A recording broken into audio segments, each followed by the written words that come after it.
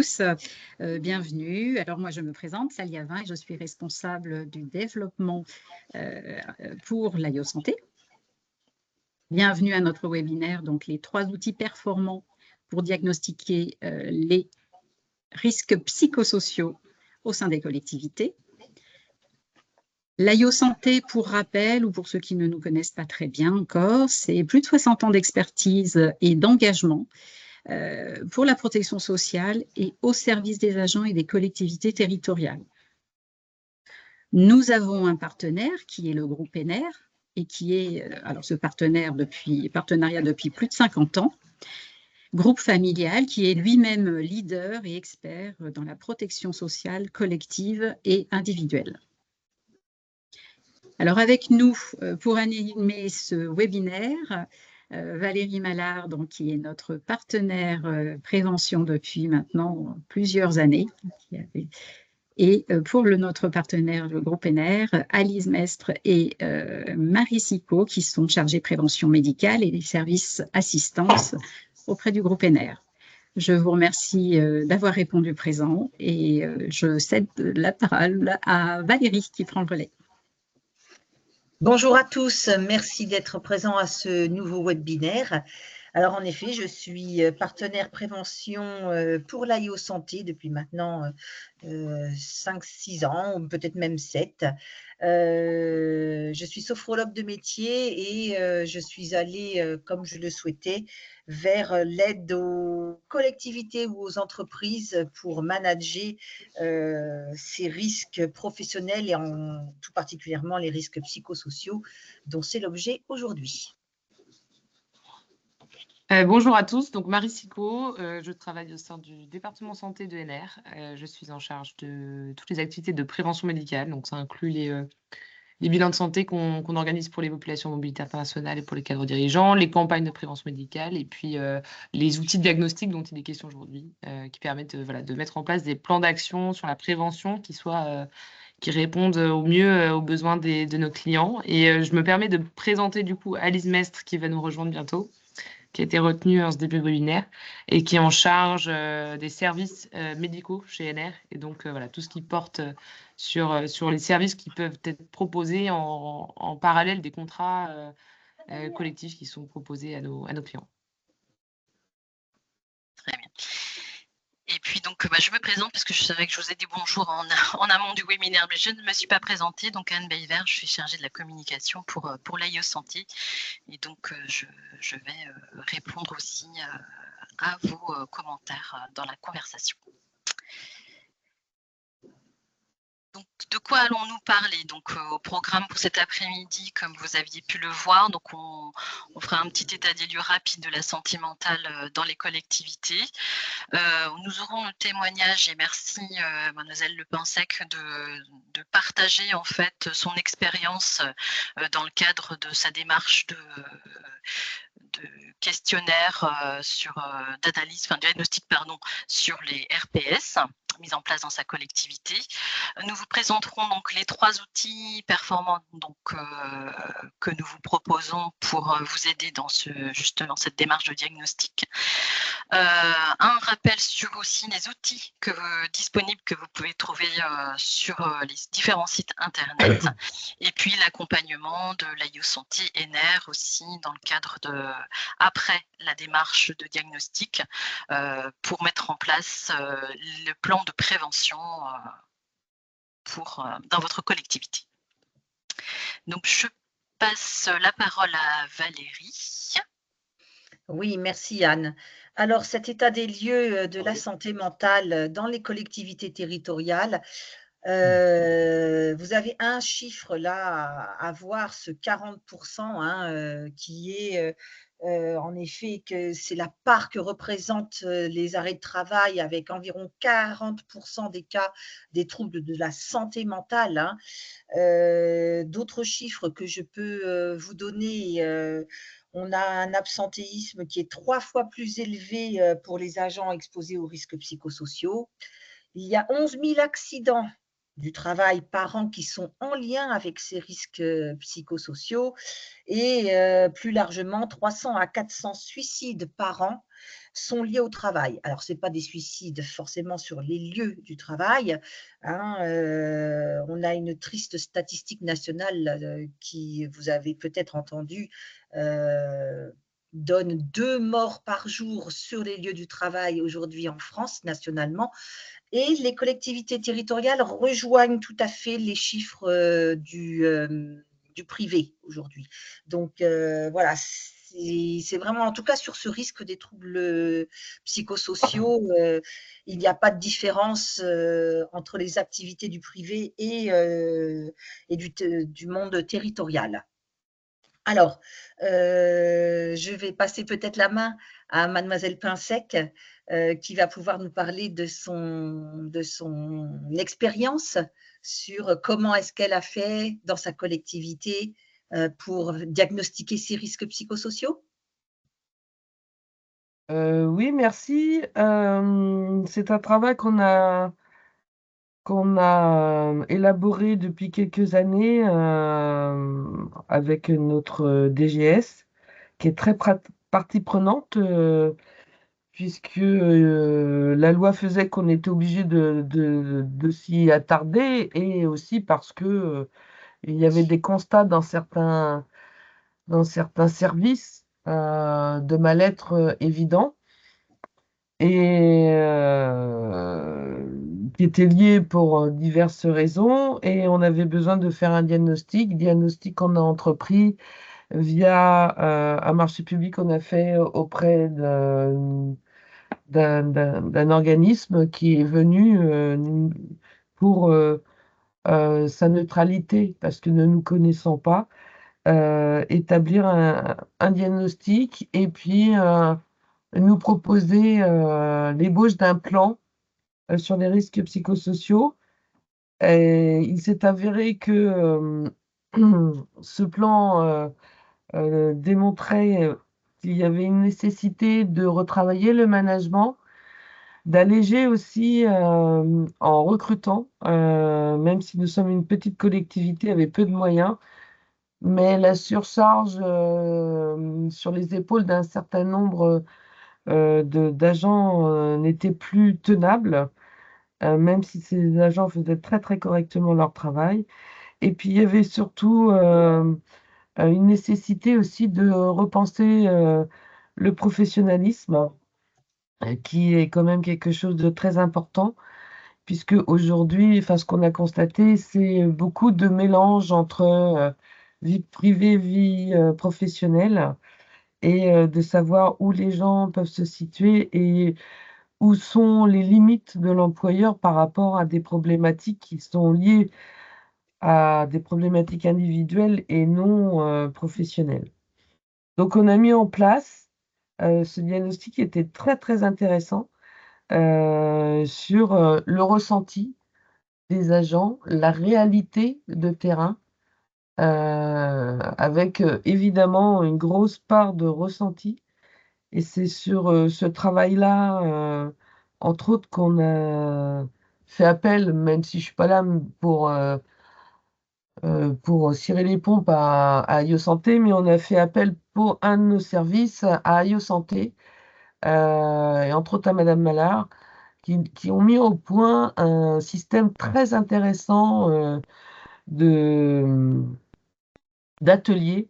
Et depuis 3 ans, à un jour, voire 2 jours de formation sur un service qui comprend plus de 14 agents, on a une bouffée d'oxygène pour ces services-là, qui sont assez lourds, avec plein de responsabilités, et surtout un travail sur le professionnalisme des personnes, ce qui fait qu'on a en effet constaté, en travaillant sereinement avec la participation des agents, moins d'arrêts liés à des problématiques d'arrêt enfin, mentaux, mais Et ça, c'est mieux. Et donc, il y a tout ce travail-là qui a été possible parce que le diagnostic a permis aussi de travailler sur ça, quoi. Je ne sais D'accord. pas si je suis très claire hein, dans ce que je dis, mais en Si. tout cas, ce que je peux dire, c'est que le travail accompli dans certains services, et entre autres dans un de nos services qui comprend énormément qui comprend le plus un des, un des services qui comprend le plus d'agents, euh, ça fait quand même 3 ans que l'on travaille, et les agents le réclament aussi, parce qu'ils ont besoin d'avoir cette possibilité de s'exprimer et de ressortir pendant une journée, voire deux, ce qui ne va pas, quelles solutions mettre en œuvre pour améliorer l'organisation du travail et comment les personnes se sentent au sein même des équipes. Et du coup, ce travail-là, ça a permis de se faire, entre autres, via les ateliers proposés par AIO Santé. Et je ne souhaiterais pas qu'ils aient trop de succès parce que du coup, on va avoir du mal à les avoir après. Mais voilà, c'est important que le diagnostic soit posé à la base.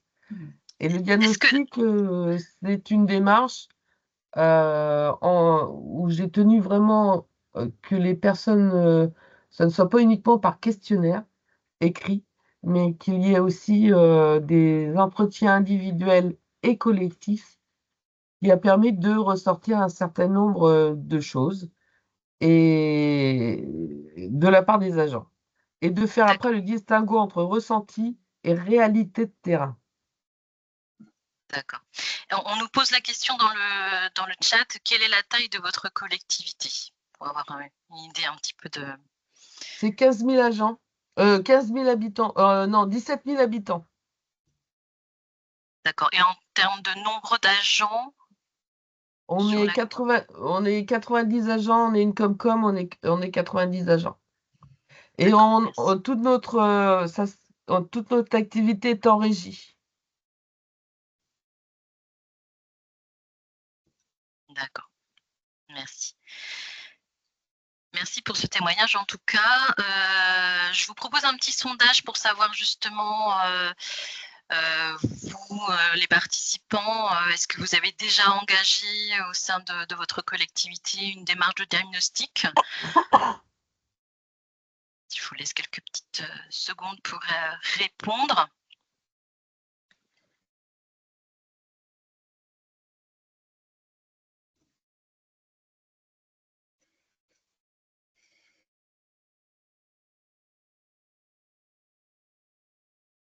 Me permet, Anne, on avait une autre question peut-être à l'attention de Valérie Oui. sur justement de quelle étude provenaient les chiffres que tu Oui. as. C'est 40%. Alors, Voilà. en effet, ce sont des statistiques issues. Je reprends juste mon petit papier. Alors, pour l'absentéisme qui est 3 fois plus élevé pour les agents exposés aux risques psychosociaux, c'est l'Institut DARES, D-A-R-E-S ou DARES, comme vous voulez. Pour les 11 000 accidents du travail par an, c'est l'Eurogip. Et enfin, l'ANACT, cette Agence nationale d'amélioration des conditions de travail, avec les outils avec lesquels je travaille, c'est 300 à 400 suicides par an qui sont liés au travail. L'Agence nationale de l'amélioration des conditions de travail. Voilà. Merci Il y a eu Valérie. quelques réponses voilà, au sondage. Donc, voilà, quelques personnes ont effectivement déjà mis en place ce type de démarche. D'autres sont en réflexion. Je vois dans le chat aussi, voilà, nous sommes 12 000 agents, la tâche est plus compliquée. Donc là, effectivement, dans les outils qu'on vous propose, ce sont des outils qui peuvent s'adapter justement en fonction de la taille des collectivités, soit sur les petites collectivités de moins de 50 agents ou sur les plus grandes collectivités. Donc voilà, ça vous permet de voir un petit peu, faire le choix de l'outil qui va être le mieux approprié dans le cadre de votre collectivité. Je vais repasser du coup la parole à Valérie. Je vais juste repasser la main sur le diaporama.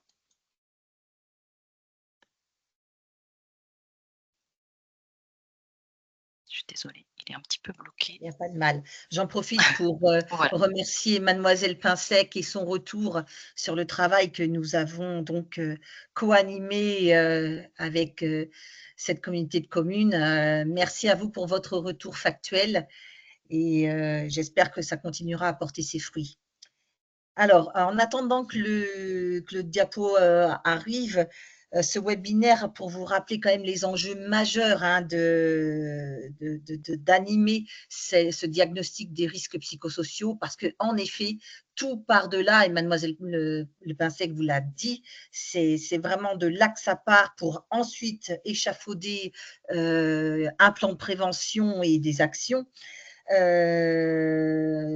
Le but de la présentation de ces 2 premiers outils, c'est pour vous permettre d'être autonome en fait, hein, autonome dans l'animation et dans le fait d'envisager ce diagnostic. On va bien au-delà aujourd'hui de l'aspect légal qui date de 2001 hein, et qui demande par obligation du Code du travail d'animer donc le document unique d'évaluation des risques professionnels, puisque l'employeur a pour obligation de maintenir la santé physique et psychique de ses agents. Une petite parenthèse d'ailleurs, il n'y a pas que l'employeur qui a des obligations dans ce cadre-là. Chaque agent a une obligation aussi, par exemple, c'est de faire attention à la santé mentale de ses collègues. Et je n'irai pas sur le plan du harcèlement, mais c'est pour vous dire que dans ce cadre-là, du harcèlement, s'il est vérifié, justifié et acté, il y a des responsabilités, il y a des engagements pénaux. Vous pouvez aller vraiment devant le pénal dans le cas de harcèlement. Après, qu'est-ce qu'on appelle harcèlement, à quel moment il intervient, et c'est là toute la fragilité en fait de ce système d'évaluation des diagnostics RPS, c'est qu'est-ce qui est de l'ordre privé, qu'est-ce qui est de l'ordre professionnel, comme le disait Madame Pinsec. Donc là, il y a des étapes à regarder au microscope pour, avant de se jeter sur les outils que je vais vous proposer, c'est de bien préparer cette évaluation des facteurs de risque psychosociaux. Et en tout premier lieu, c'est vraiment de préparer en aval l'évaluation de ces facteurs RPS en définissant et en validant les règles qui encadrent la démarche.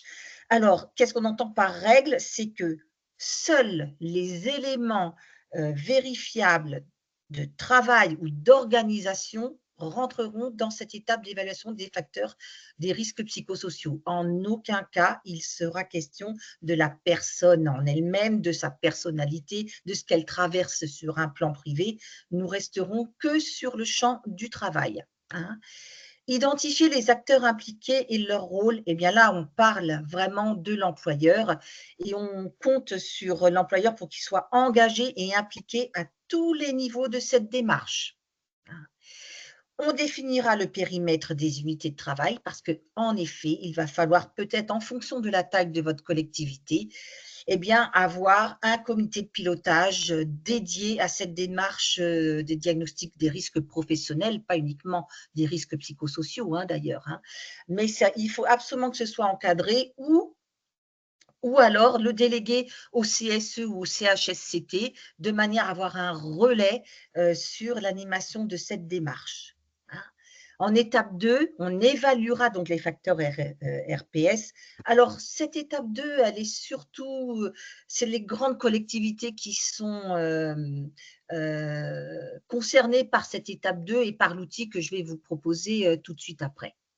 L'étape 3, élaborer un plan d'action. Vous reconnaîtrez, hein, c'est une démarche d'amélioration continue. Hein, c'est la route des mines que vous avez devant vous. Hein. L'étape 3, donc élaborer un plan d'action, c'est proposer donc des actions sur la base des 9 principes de prévention. Hein, je vous les rappelle rapidement.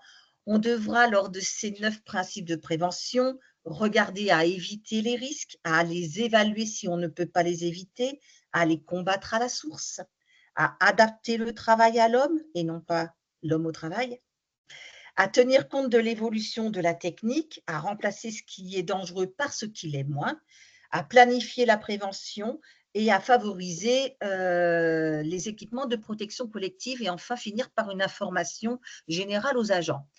Tout ça, ça demande quand même de l'organisation et du temps. Hein. Donc, l'élaboration d'un plan d'action peut se faire qu'à partir du diagnostic et de là, il y aura des priorisations des actions à faire en fonction de ces 9 principes de prévention. La mise en œuvre du plan d'action en étape 4, piloter la mise en œuvre des actions, prévoir des points réguliers en réunion de CSE et informer régulièrement l'ensemble du personnel. Alors, régulièrement, ça peut se faire une fois par an.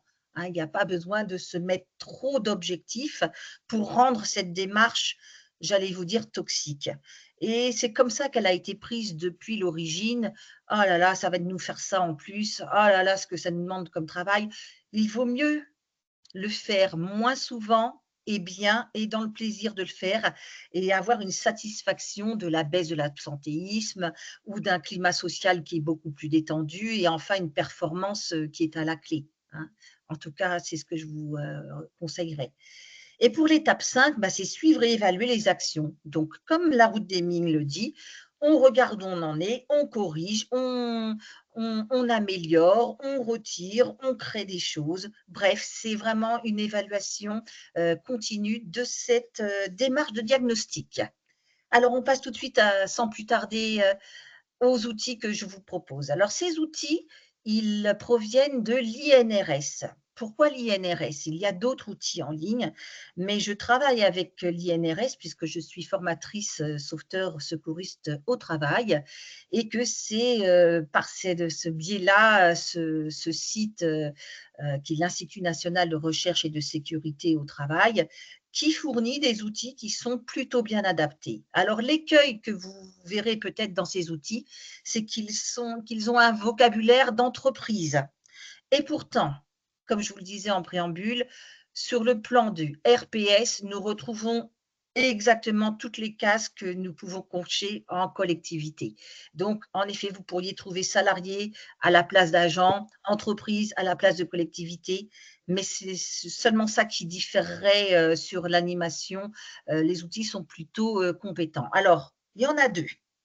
Celui-là, cet outil 37, vous pourriez écrire sur, quand vous arriverez sur le site de l'INRS, dans son petit moteur de recherche, outil 37. C'est un outil donc soi-disant adapté aux collectivités de moins de 50 agents. Alors, c'est comme ça que c'est annoncé, donc je n'ai pas voulu aller à l'encontre de ce qui est dit. Mais pour moi, ces deux outils que je vais vous présenter, ce sont plutôt en fonction des besoins que vous allez rencontrer au niveau de là où vous en êtes sur ce diagnostic. Cet outil 37, il va vous permettre en particulier de faire une évaluation de la présence des risques professionnels, des risques ou des risques psychosociaux qui existent ou pas dans votre collectivité. C'est déjà une première attaque. On va voir, on va balayer sur la base, bien sûr, d'entretiens collectifs, voire individuels, d'un échange de toute façon en groupe, et qui va vous permettre de déceler s'il y a une présence, un facteur de risque psychosocial, et de savoir à quelle intensité il est vécu. Donc, c'est presque un début, un coup de projecteur sur où j'en suis des risques psychosociaux qui pourraient exister dans ma collectivité. Alors, cet outil, il y a 41 questions à renseigner. Il est assez sympa dans le sens que C'est comme une application, c'est comme un outil en ligne qui va vous permettre de remplir après échange en groupe, de collecter les réponses et presse-bouton, vous avez à la fin de cette enquête que vous pouvez reprendre momentanément, hein, c'est enregistré en fonction de votre… le fait de le renseigner, comme la déclaration d'impôt. Et vous allez pouvoir avoir un tableau, une statistique qui va vous dire, eh ben voilà, les risques qu'on a évalués forts, moyennement forts ou faibles dans votre collectivité. Hein. Donc, ça donne un tableau qui donne des résultats de l'évaluation, un rapport détaillé de l'évaluation et un tableau de bord Excel pour vous donner des pistes d'élaboration de plans d'action, des pistes. Voilà pour ce premier outil. Alors, pour le deuxième, alors lui, il est plus fouillé. C'est toujours sur le site de l'INRS hein, et c'est l'outil ED6403. Cet outil, en fait, c'est un guide qui va vous permettre de faire un diagnostic exhaustif et plus poussé. Il est fait pour les plus grandes collectivités, mais si une petite collectivité avait déjà fait le diagnostic des facteurs de risques psychosociaux existants dans la collectivité, et qu'elle veut un peu aller plus loin, elle pourrait prendre cet outil. C'est pour vous dire que les deux peuvent se faire en fonction de vos besoins et de là où vous en êtes dans votre diagnostic. Alors, pour revenir à ce ED6403, il va vous donner, c'est un guide hein, qui est détaillé pour les acteurs de la prévention en général. Et je vous rappelle que tout agent qui est, par exemple, formé à la SST est un préventeur hein, dans la collectivité et pourrait faire partie de vos ressources en interne pour animer cette démarche. Alors, c'est un guide qui vous donne tous les tableaux, toutes les fiches, toutes les questions, toutes les évaluations et les propositions ciblées pour écrire un plan d'action de prévention. Il est très fouillé, il est téléchargeable très facilement, vous le verrez, et il vous donne la conduite à suivre pour mener cette démarche, mais de manière beaucoup plus approfondie que l'outil 37 dont on a parlé juste avant. Donc, c'est en fonction de vos besoins. Regardez ce dont vous avez besoin, regardez de là où vous en êtes, et puis pourquoi pas commencer par l'outil 37 et puis après approfondir avec le D6403. Tout dépend des moyens humains que vous allez avoir pour déployer cette démarche. Hein. On est d'accord, le budget, les moyens humains, les moyens techniques, les moyens qui permettent de faire les sondages, c'est-à-dire qu'il faut développer toute une équipe hein, qui aille dans les unités de travail, etc. Évidemment, ça peut être lourd, c'est pour ça que ça se regarde bien en avant, de manière à induire une réussite de cette démarche. Alors, on nous pose une question dans le chat Oui. pour le premier outil. Est-ce que tous les agents d'une même unité remplissent l'outil 37 lors d'une réunion? Comment leur amène-t-on le questionnaire? Alors, en effet, il faut qu'ils soient au courant des questions qu'on va leur poser en amont. Mais c'est la personne qui va animer ces réunions collectives qui va donc, par sondage, par consensus, tomber d'accord avec le groupe. Il faut qu'il y ait une cohésion, qu'il y ait une adhésion à cette démarche de la part des agents. Et ça sera à l'animateur qui, en effet, a besoin d'être formé à minima sur déjà l'animation de groupe et sur les risques psychosociaux. Il y a des super formations d'ailleurs en sauveteur secouriste du travail en santé mentale qui existe. Je vous invite vraiment à faire profiter vos agents de cet outil qui donnerait vraiment un plancher de connaissances et d'actions sur le sujet. Donc, pour revenir à votre question, c'est l'animateur qui aura été dédié à ce comité, qui fera partie de ce comité de pilotage, qui va aller tenir une réunion et qui va remplir le questionnaire en ligne avec l'adhésion de tous les agents. Consensus, est-ce que vous êtes d'accord si nous mettons ça comme réponse? Est-ce que c'est clair dans ma réponse? Oui. OK. Merci à vous. Donc là, Alors voilà effectivement, oui. Pardon Valérie, je te coupe. Ce sont 2 outils, comme vous l'avez compris, qui s'utilisent en autonomie au sein de la collectivité. Je ne sais pas si tu voulais rajouter quelque chose sur ces 2 outils-là avant que nous passions sur le 3e outil. Eh bien non, sauf qu'à aller les regarder, c'est très clairement expliqué. Il y a un tutoriel, il y a un guide d'utilisation. C'est à faire avant de lancer la démarche et vous êtes très bien accompagné par l'INRS et son site pour cela.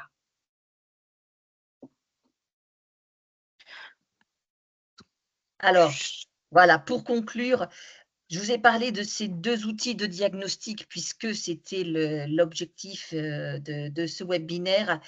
Allez voir à tout ce dont ils disposent, en particulier sur les brochures qu'ils mettent à disposition sur leur site et qui sont très, très bien faites pour les utiliser régulièrement. Et je pense surtout à la première qui est énoncée là sur les risques psychosociaux, comment agir en prévention, le 6349 qui vous donne une multitude de conseils et d'étapes à ne pas oublier ou à creuser ou à aller vérifier. Voilà, je vous conseille vraiment de regarder dans toute cette bibliothèque qui en plus met à votre disposition des affiches, des flyers, des brochures qui peuvent vraiment vous aider dans le cadre de l'animation de votre démarche, sans avoir à tout réécrire. Donc voilà pour ces 2 outils-là qu'en collectivité, on peut utiliser en autonomie. Après, c'est vrai qu'ici, dans la collectivité, il n'y a pas d'agent de prévention, de personnes suffisamment formées, ou si vous avez envie aussi de déléguer complètement ce diagnostic-là, on peut aussi vous proposer un 3e outil, clé en main. Et là, je vais passer donc la parole à Marie qui va nous détailler cet outil proposé en partenariat avec le groupe ENER notamment. Oui, merci beaucoup. Merci Valérie pour cette présentation. En effet, des outils qui sont déjà à la disposition, et c'est vrai qu'il y en a quand même beaucoup, donc ça mérite d'être souligné. On évoquait aussi en introduction voilà, cette nécessité de faire un diagnostic avant de déployer un plan de prévention, et c'est la démarche qu'on porte aussi au groupe ENER, et en particulier au département santé auquel j'appartiens, qui est composé de médecins, d'infirmiers et de professionnels de santé.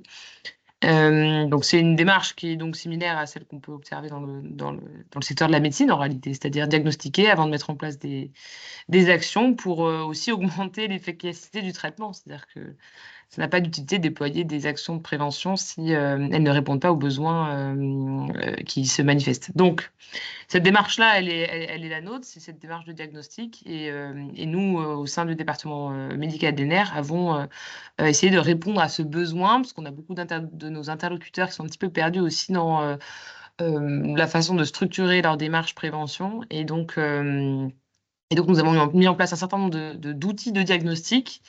Il y en a d'autres, mais celui qui fait l'objet de ce webinaire à l'heure actuelle, c'est le check-up digital, que je vais vous présenter un peu plus en détail, et qui permet de cartographier en fait les facteurs de risque de santé au sein d'une population et de déployer dans un second temps des actions de prévention qui ont voilà, pour vocation d'apporter en fait des solutions à des facteurs de risque préalablement identifiés.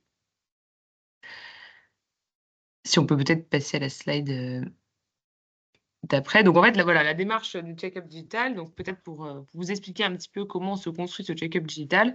Le check-up digital, c'est 2 questionnaires qui se basent donc sur c'est de l'autodéclaratif, c'est-à-dire que chaque collaborateur répond à ces 2 questionnaires. Le premier questionnaire qui est vraiment orienté sur la santé physique et le deuxième questionnaire qui est orienté sur la santé mentale.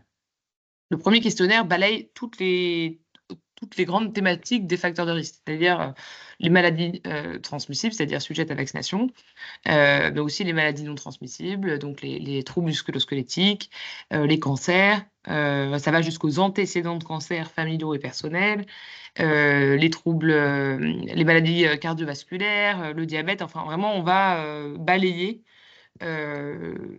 tous les facteurs de risque et tous les facteurs de protection, c'est important aussi de le souligner, c'est-à-dire qu'il y a des facteurs qui protègent aussi la santé des collaborateurs, qui sont aussi des éléments de protection vis-à-vis de la hausse de l'absentéisme qu'on peut observer dans certaines, en l'occurrence dans votre cas, collectivité. Et donc, donc il y a ce premier questionnaire qui est orienté santé physique, qui a été élaboré par les médecins du département santé de NR. Et un deuxième questionnaire qui est basé sur la santé physique, qui a été élaboré avec l'un de nos partenaires, qui est Eutelmed, qui est un partenaire spécialisé dans la santé mentale. Et qui balaye là aussi un certain nombre de grandes thématiques liées à la santé mentale, donc la dépression, les troubles du sommeil, la confiance en soi, en fait toutes ces thématiques qui gravitent autour de la santé mentale et surtout les risques psychosociaux qui sont quand même le cœur du sujet d'aujourd'hui. L'idée étant évidemment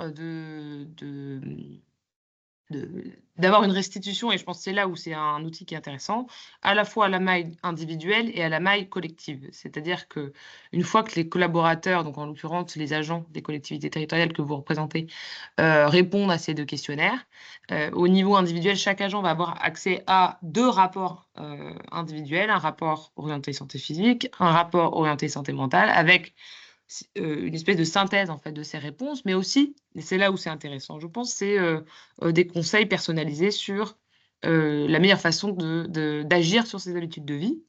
Et c'est un outil qui peut être aussi utilisé pour potentiellement réorienter, si vous voulez, l'agent vers un médecin, enfin vers le système de soins. C'est-à-dire que l'agent, à travers son questionnaire, peut se rendre compte qu'en fait, il n'a pas fait de vaccin de rappel contre le tétanos, ou il n'a pas fait, n'est pas allé consulter dans le cadre de son suivi gynécologique, et que donc il est très incité à pouvoir se munir de ce rapport pour consulter son médecin traitant. Donc c'est aussi un outil de traitement, enfin, entre guillemets, hein, même si on est plutôt dans la prévention. Et au niveau collectif, cet outil permet d'avoir un état des lieux global de la situation, de l'état de santé des agents. Donc, à des mailles qui restent à être déterminées. C'est là aussi où c'est intéressant, c'est qu'on peut éventuellement analyser à la maille du département, à la maille d'un service, de métier, de catégories socio-professionnelles, et pouvoir dresser une conclusion qui permet, au-delà simplement de comprendre aussi l'environnement de travail, mais qui permet aussi de déployer des actions qui soient efficaces. C'est-à-dire, vous identifiez des facteurs de risque cardiovasculaire, vous déployez spécifiquement une campagne de prévention des risques cardiovasculaires.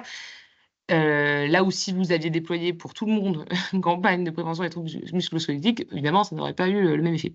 Donc voilà cette double finalité qu'on porte à travers ce check-up digital. Je ne sais pas si on peut passer à la slide suivante. Voilà, donc pour vous donner peut-être une idée, donc là, c'est 3 exemples de thématiques qui sont traitées à travers le questionnaire. Donc c'est voilà, un exemple de questions qui peut être posées aux collaborateurs. Et comme je le disais tout à l'heure, évidemment, ces questionnaires ont une assise médicale forte. Les conseils et tout ce qui est donné comme conseil personnalisé aux collaborateurs s'appuie sur des recommandations de l'OMS. Donc, on n'est pas sur... voilà, il y a quand même une assise importante médicale. Et les questionnaires liés à la santé mentale s'appuient sur 3 échelles d'auto-évaluation qui sont approuvées scientifiquement au niveau international. Donc ça, évidemment, c'est quelque chose qui donne aussi de la force, évidemment, sous réserve qu'il y ait des éléments, enfin, une assise statistique suffisamment forte, parce que c'est ça aussi qui fait la force du résultat. C'est un outil qui permet quand même d'avoir un état des lieux et une cartographie des facteurs de risque, des facteurs de protection au sein d'une population. Je pense qu'on peut passer aussi à la slide suivante. Alors, donc, juste Marie, on nous pose la question, l'employeur reçoit la synthèse de tous ces questionnaires. Je pense que tu peux répondre. Alors non, sur absolument pas. Voilà. Tout à fait, et d'ailleurs c'est important de le souligner. Donc c'est quelque chose auquel évidemment la confidentialité des données médicales, c'est quelque chose qui est très important chez NR, et donc et qui est porté pleinement par nos médecins. Et je rajouterais même que non seulement ce n'est pas transmis aux personnes en charge des ressources humaines, mais nous nous assurons qu'il y ait une maille. Et c'est là où peut-être que ça impose aussi une contrainte pour vous de votre côté, c'est que il faut qu'il y ait une maille de réponse qui soit suffisamment significative pour qu'on ne puisse pas identifier la personne qui a répondu. Et c'est très important, parce que c'est ça qui permet d'en effet, comme vous le faites remarquer très bien, qui permet de garantir la confidentialité des données de santé. Donc non, absolument pas. Les résultats ne sont pas du tout transmis, ils sont agrégés et anonymisés. Je vais aller rapidement parce que le temps passe, mais simplement pour vous dire que cet outil, on le déploie aussi avec un accompagnement en termes de communication, c'est-à-dire un emailing, des rappels, des affiches avec des QR codes, parce que évidemment, plus vous communiquez, plus l'outil a du succès, enfin plus les collaborateurs y répondent au questionnaire, et plus l'assise statistique de la restitution a de la force. Donc évidemment, on accompagne aussi sur le plan de la communication. On peut peut-être avancer aussi à la slide suivante. Ça, rapidement, donc j'évoquais tout à l'heure une restitution collective. Nos médecins, ensuite, voilà, analysent les résultats, au-delà du fait qu'on dispose de notre côté d'un dashboard qui permet d'analyser les données en fonction d'un segment qui est préalablement identifié. Donc, je l'évoquais tout à l'heure, les catégories socio-professionnelles, etc. Nous, ensuite, essayons de voilà, dégager un petit peu des principes, des axes de travail importants. Donc là, en l'occurrence, voilà, c'est un exemple de restitution collective qu'on peut faire chez NR après le déploiement d'un check-up digital. On a une Je crois qu'il y question, a Marie, encore... pardon. Oui. Pardon. Pascal Langui qui nous pose la question, comment accéder à cet outil? Alors, c'est un outil qui, je vais désacraliser le mythe, mais qui est payant. Et alors, moi, ce que j'invite à faire tout à chacun, c'est éventuellement, si c'est un outil qui intéresse, de se rapprocher de vos interlocuteurs de l'AIO, qui ensuite voilà, me feront part des collectivités territoriales qui pourraient être intéressées pour qu'on vous accompagne éventuellement sur le diagnostic. Voilà. Et peut-être pour conclure, après je laisserai la parole à Alice, la pauvre qui doit présenter tout très rapidement, mais voilà, un exemple de restitution aussi individuelle avec ce que j'évoquais tout à l'heure, c'est-à-dire un aperçu global des facteurs de protection, des facteurs de risque. Donc ce que vous voyez en vert, c'est des facteurs visiblement de protection, c'est-à-dire des habitudes de vie qui sont protectrices pour la santé. En jaune, évidemment, c'est des points de vigilance. Donc, ça peut être la vaccination, le suivi gynécologique, des facteurs de risque de cancer, le tabac, enfin voilà, un certain nombre de choses. Et avec voilà, ces deux rapports individuels orientés santé physique et santé mentale.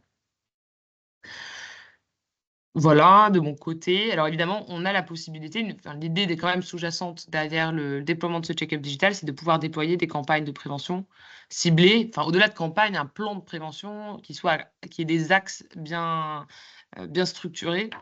Et donc, on a aussi en mesure, mais c'est pas l'objet de ce webinaire aujourd'hui, mais on est aussi en mesure de pouvoir déployer sur tout le territoire des campagnes de prévention médicale, donc que ce soit le dépistage du cancer du sein, dépistage des risques cardiovasculaires, un certain nombre sur beaucoup de thématiques, pour prévenir les pathologies avant qu'elles ne surviennent.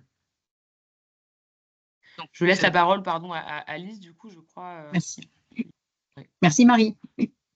Merci, Marie. Bonjour. Alors, du coup, donc de mon côté, je vais vous présenter donc les services qui sont inclus aujourd'hui dans les contrats santé, dans le contrat santé des adhérents AIO Santé.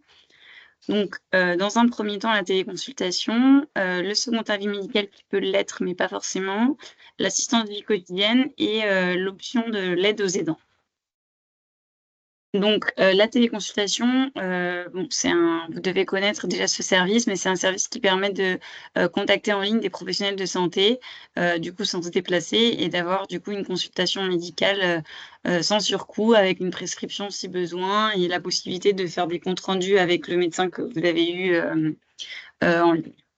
Voilà, et c'est des services qui sont accessibles directement via nos outils internes, soit sur le site, soit sur l'application. Le second avis médical, du coup, peut être en complément de la téléconsultation. Donc lui, il n'est pas forcément dans tous les contrats, mais c'est possible de l'avoir. Et donc, c'est un service qui permet de bénéficier de l'expertise de plus de 300 médecins qui sont spécialistes dans des pathologies bien spécifiques. Donc, ça peut être aussi bien des maux de dos, de l'endométriose, un cancer, etc. Et donc, ça se passe sur le site deuxièmeavis.fr. On choisit parmi un médecin référencé. On demande un second avis médical par rapport à un avis qu'on avait déjà eu auparavant. On envoie son dossier. Et ensuite, on a une réponse sous 7 jours d'un médecin et on peut également échanger avec lui pendant une quinzaine de jours sur une plateforme sécurisée si on a des questions sur son retour, du coup, pour avoir ce second avis médical.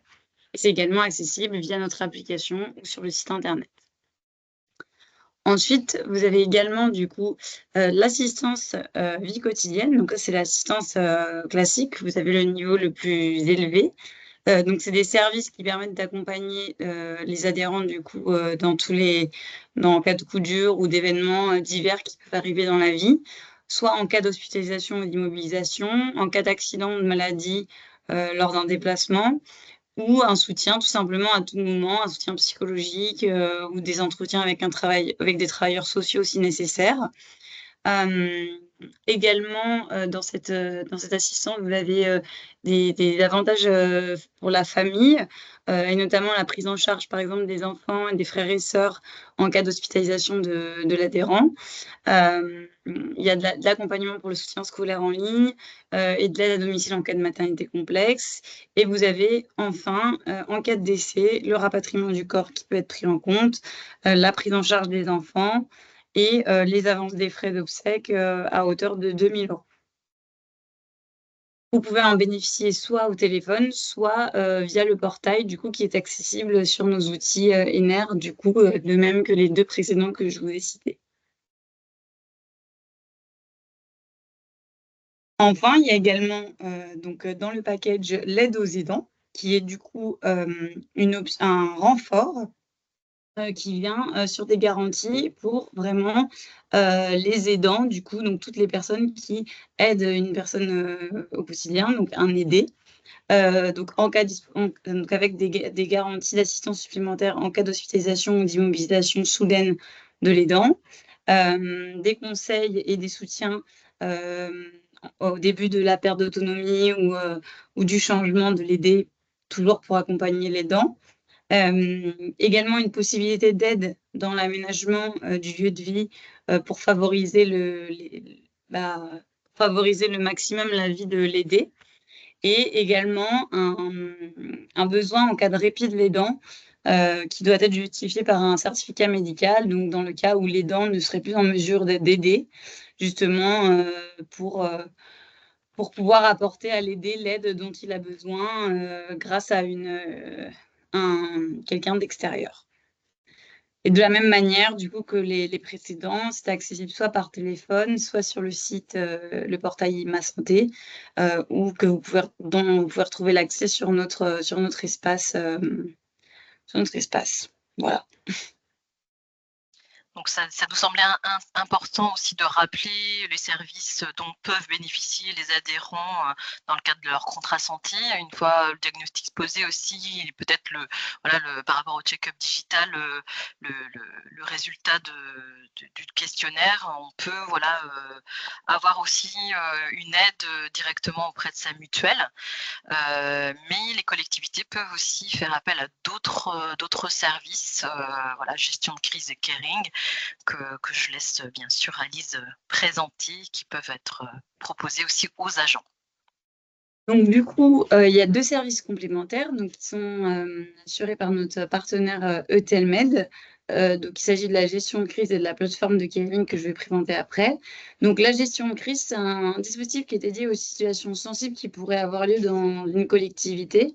Donc c'est un dispositif de gestion de crise qui est déployé avec la mise en place d'une ligne téléphonique 24 heures sur 24, 7 jours sur 7, avec une équipe de psychologues dédiés, avec une analyse qui est effectuée par un psychologue pour coordonner la mise en place du dispositif. Ça peut par exemple être le décès d'un agent, du coup qui impacte ses collègues, et du coup on décide de mettre un dispositif pour accompagner la collectivité dans son ensemble. Donc voilà, il peut y avoir soit un psychologue qui se rend sur place, des appels pour les personnes les plus touchées qui ont besoin d'avoir des contacts individuels. Et voilà, une ligne d'assistance vraiment à disposition du coup des agents 24 heures sur 24, 7 jours sur 7.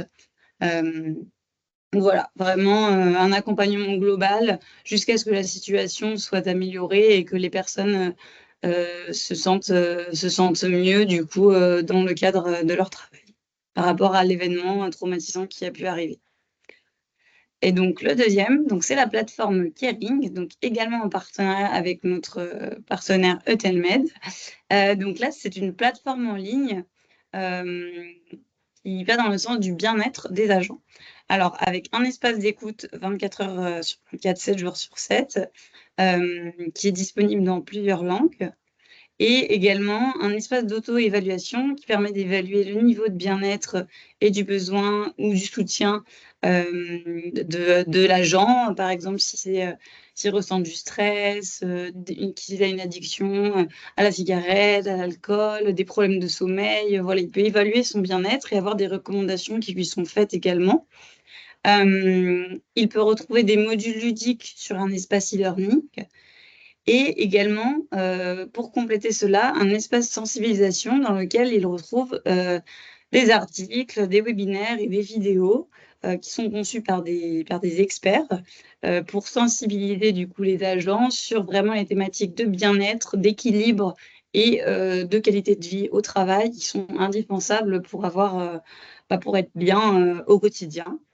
Et le dernier point qu'offre la plateforme Caring sont des entretiens qui sont effectués sur rendez-vous avec du coup un psychologue qui reste le même et qui suit la personne du coup pendant une ou plusieurs séances selon le besoin dans sa langue et du coup qui fait que du coup il y a la proximité forcément du lien qui est créé avec le psychologue.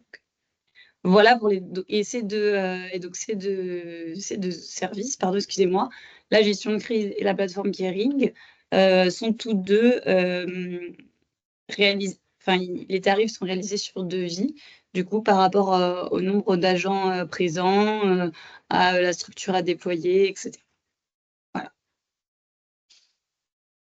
Merci Alice pour ces deux outils. On refera Pas de problème. un webinaire peut-être plus complet pour détailler. Donc, en parallèle de ces outils-là proposés par le groupe ENER, au niveau de l'IO Santé, et mademoiselle Pinsec en a parlé tout à l'heure, on met en place aussi des ateliers de prévention. Donc, Valérie, je te redonne la parole pour peut-être en parler un petit peu, même si ça ne fait pas l'objet du webinaire, mais Oui. voilà, au moins évoquer ces solutions aussi que l'on met en place. C'est ça. Pour faire très court, en effet, on a une gamme de propositions d'ateliers qui, fut un temps, on était là pour faire un peu le pompier sur des présences de risques psychosociaux très forts. Et puis, on voit qu'au fil des années, eh bien, on va pouvoir prévenir, voire même co-construire des solutions avec les agents. Et c'est l'objet de l'atelier que vous avez là à l'écran, Agir en cohésion, qui permet de recevoir l'adhésion de tous les agents avec les responsables d'animation de la démarche de diagnostic ou de plan de prévention, qui va partir d'une situation mal vécue pour aller vers une solution idéale et voir ce que chacun peut y mettre pour participer à l'amélioration des conditions de travail.